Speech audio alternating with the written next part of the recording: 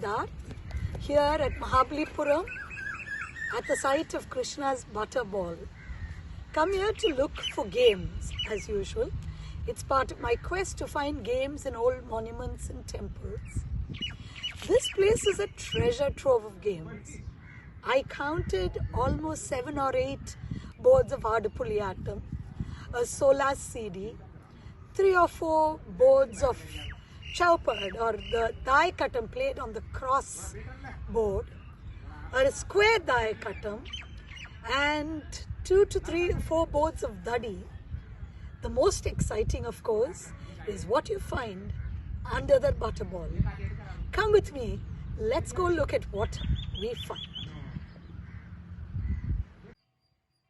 It is a fairly cool morning in Mahabalipuram when I start my quest to find games near the Butterball. There is a fairly steep and slippery slope, and I go up it, slipping and sliding, approaching the Butterball from my left. On the ground, even as I approach, I see a faint Mahabalipuram. See the triangle with the parallel lines, and barely a foot away, the faint triangle markings.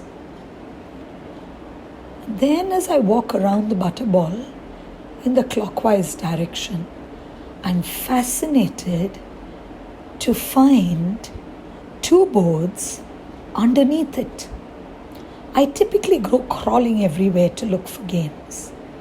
In the front, you can see the board of what looks like Dadi, and at the back, you can see a grid 4 squares wide, and I could count 8 squares deep. Unsure what this game is as yet, but we need to find out. And then as I continue around the Butterball, I see many boards. A single track race game, which basically means players start at 2 sides and end at 2 sides.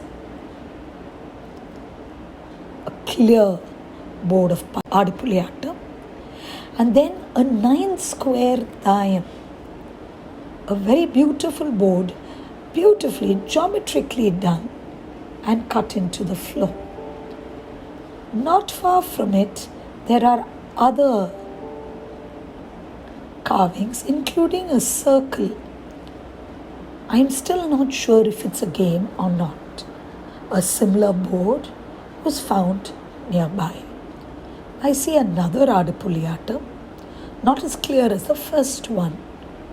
And then I see another triangle. This is a version of a different type of Mahabalipuram. And nearby, an unfinished game, just a triangle. Or at least we assume it's unfinished from what we know. And there you have a Daikatam with 5 squares on each arm. It is unclear whether there are corner squares, but as you move on further, you see a lot of indeterminate markings. A square with 4 lines radiating from it, another square. Some of these are clues to things we find later, or remnants of boards. There you see yet another Mahabalipuram, much clearer than the second, but not as beautiful as the first. And then another Daikatam. Note the fact that this one has 8 squares on each arm, far more similar to the North Indian version of Chowpad. Strange though, you see this board in numerous temples of Chennai, not just the 5 square one, which you assume would be more popular here. Close by is a lovely engraving of the game of Solar CD. And then yet another Daikatam, this time again with 5 squares on each arm. Not as clear as the first, definitely. Another faint Mahabalipuram. And wait for it, you will see some more indeterminate markings which you're unable to identify.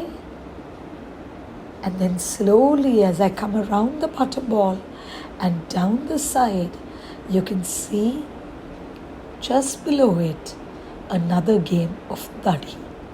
3 concentric squares deeply cut into the stone.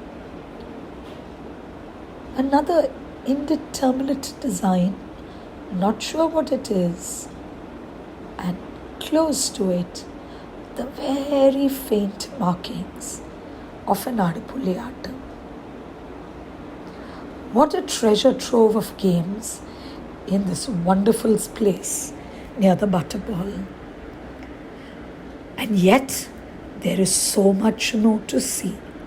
I've barely covered a circumference of 10 feet round the Butterball. I wonder what more treasures this place holds for us.